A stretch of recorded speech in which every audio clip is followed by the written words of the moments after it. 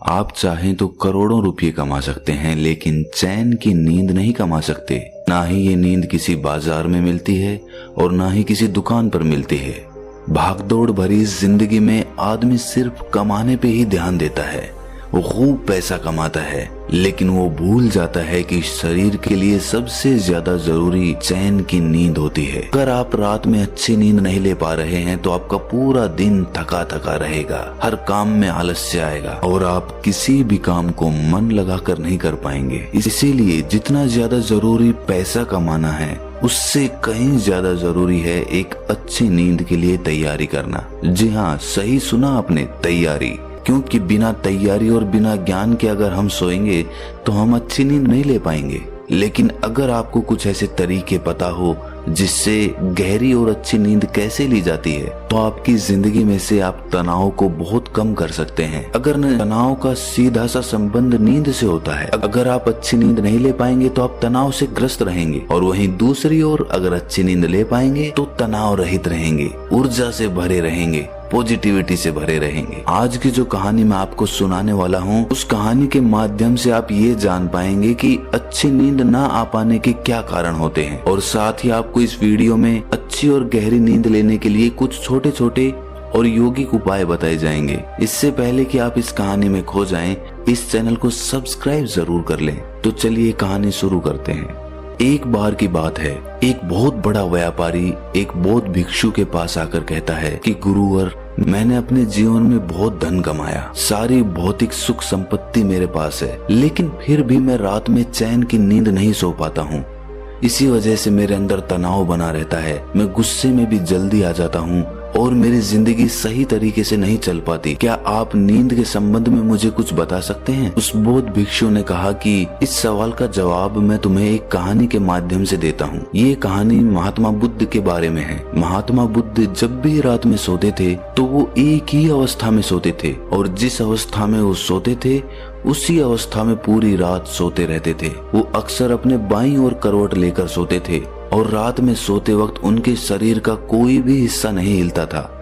ऐसा प्रतीत होता था कि कोई मृत आदमी वहाँ पर पड़ा हुआ हो। और जब सुबह वो उठते थे तो बहुत ही सकारात्मक ऊर्जा से भरे हुए उठते थे। महात्मा बुद्ध का एक शिष्य था जिसका नाम आनंद था। आनंद रात में महात्मा बुद्ध के पास ही सोता था। वो रोज महात्मा बुद्ध को एक ही अवस्था में सोते हुए देखता। उस एक दिन उसके मन में एक जिज्ञासा उठी। उसके मन में ये सवाल उठा कि महात्मा बुद्ध एक ही अवस्था में पूरी रात कैसे सो सकते हैं? ना तो उनका हाथ हिलता है, ना उनका पैर हिलता है। आखिर इस बात का क्या रहस्य है? उसकी जिज्ञासा इतनी ज्यादा बढ़ गई कि उसने रात में ही महात्मा बुद्ध को उठाकर उनसे ये सवाल पूछ लिया। उन्होंने बुद्ध से पूछा कि हे बुद्ध, मैं देखता हूँ कि आप रात भर एक ही अवस्था में लेटे रहते हैं, ना आपका हाथ हिलता है ना पैर हिलता है। ऐसा प्रतीत होता है कि कोई मृत आदमी लेटा हुआ है। जबकि जब हम रात को सोते हैं तो हम रात भर करवटें बदलते रहते हैं, कभी हमारा हाथ हिलता है, कभी हमारा पैर हिलता है, और इसी कारण शायद हम एक गहरी नींद नहीं ले पाते हैं। मुझे ये बताने की कृपा करें कि आपका एक ही अवस्था में सोने का क्या राज है? ये सुनकर बुद्ध ने आनंद से पूछा, जब तुम रात में करवटें बदलते हो तो क्या तुम्हें रात में मालूम होता है कि तुम करवटें बदल रहे हो? ये सुनकर आनंद ने कहा कि नहीं बुद्ध, ये तो हमें सुबह उठने के बाद पता चलता है कि जिस अवस्था में मैं सोया हुआ था, सुबह मैं उस अवस्था में नहीं उठा।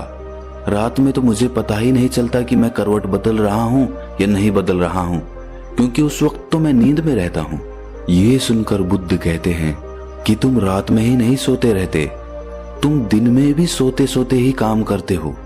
जब तुम दिन में ही होश पूर्वक नहीं जी पाते तो रात में होश पूर्वक कैसे सो सकते हो? अक्सर तुम दिन में भी सोते सोते ही काम करते हो और इसीलिए रात में जागृत नहीं हो पाते।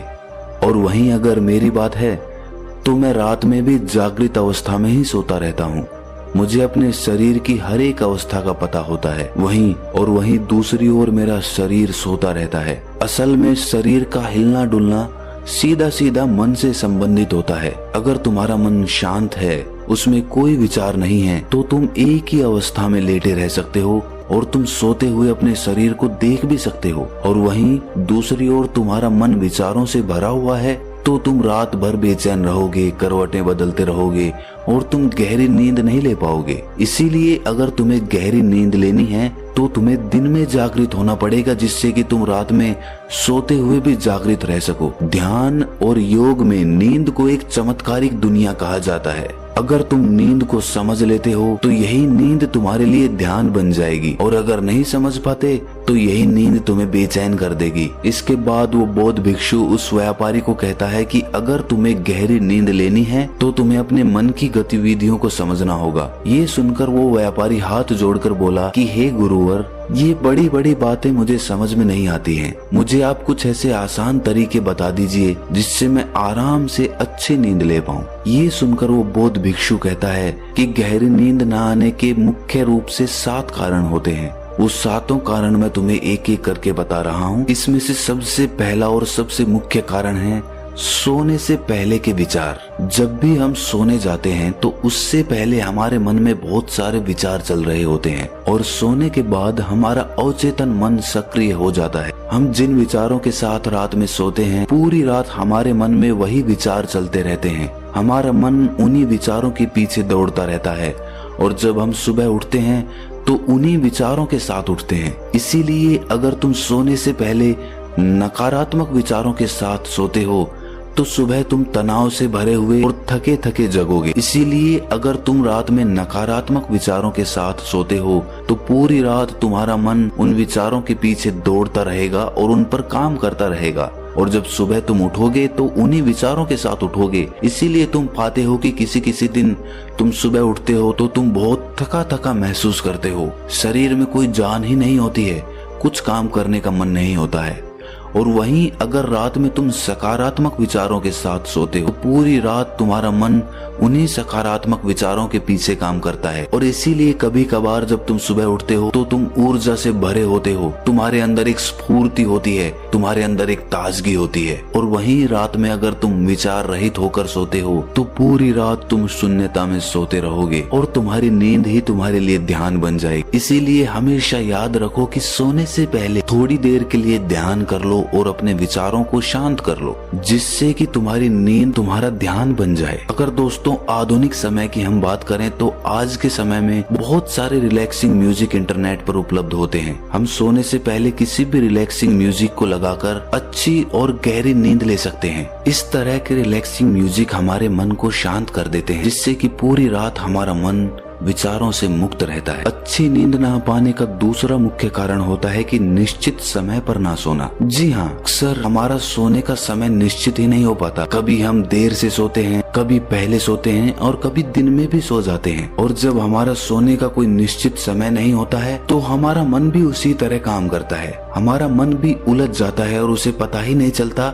कि इसे कब सोना है और कब नहीं सोना है। इसीलिए अगर हम सोने का कोई निश्चित समय निर्धारित कर लें तो हमारे मन में सीधी यही जानकारी जाएगी कि ये समय सोने का समय है, और उसके बाद ये धीरे धीरे मन की आदत बन जाएगी, और वो समय होते ही हम अपने आप गहरी नींद में जाने लग जाएंगे। गहरी नींद न आने का तीसरा मुख्य कारण है बिस्तर पर दूसरे काम करना। जो हमारा शयन कक्ष होता है, यानी सोने का कमरा होता है, वो सोने के लिए ही बना होता है। जिस बिस्तर पर भी हम सोते हैं वो बिस्तर सोने के लिए ही इस्तेमाल किया जाना चाहिए, लेकिन अक्सर उसी बिस्तर पर हम बैठकर भोजन कर लेते हैं, उसी बिस्तर पर बैठकर टीवी देखते हैं, उसी बिस्तर पर बैठकर गप्पे लड़ाते रहते हैं। इससे मन को एक स्पष्ट जानकारी नहीं मिल पाती कि ये बिस्तर किस काम के लिए बना हुआ है। अगर हमारे मन के पास सटीक जानकारी होगी कि ये बिस्तर, ये शयन कक्ष सोने के लिए बना हुआ है, तो उस बिस्तर पर लेटते ही हमें गहरी नींद का अनुभव होने लगेगा।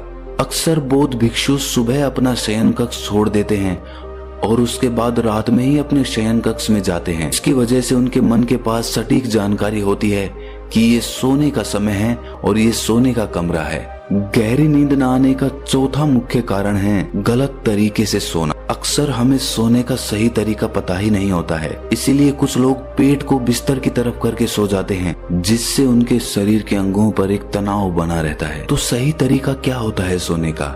जब भी आप बिस्तर पर सोते हैं तो सीधे सोएं, आपका चेहरा और आपकी छाती आसमान की तरफ हो। और जिन लोगों को करवट लेकर सोना पसंद है तो वो अपनी बाईं ओर करवट लेकर सो सकते हैं। इससे हमारी रीढ़ की हड्डी सीधी रहती है, जिससे हमारे शरीर के सभी अंग तनाव रहित रहते हैं। सोने के लिए बहुत ज्यादा नरम गद्दे का प्रयोग ना करें। इससे जब आप उस गद्दे पे सोएंगे तो आपकी रीढ़ की हड्डी मुड़ जाएगी, जिससे आपके अंग तनाव में आ सकते हैं। सर के नीचे जो तकिया रखते हैं वो बहुत ऊंचा नहीं होना चाहिए, जिससे हमारी गर्दन बहुत ज्यादा मुड़ जाए। वो हमारे बिस्तर के समानांतर होना चाहिए, जिससे कि बिना तनाव के हम गहरी नींद ले सकें। गहरी नींद न आने का 5वां मुख्य कारण है बहुत अधिक मात्रा में और देर से पचने वाला भोजन खा लेना। बहुत बार हम सही समय पर और सही भोजन नहीं करते हैं। देर रात को सोकर हम बिस्तर पर सो जाते हैं, जिससे हमारे पाचन तंत्र पर बहुत ज्यादा दबाव पड़ता है जब हम कोई मोटा भोजन खाकर रात में सोते हैं।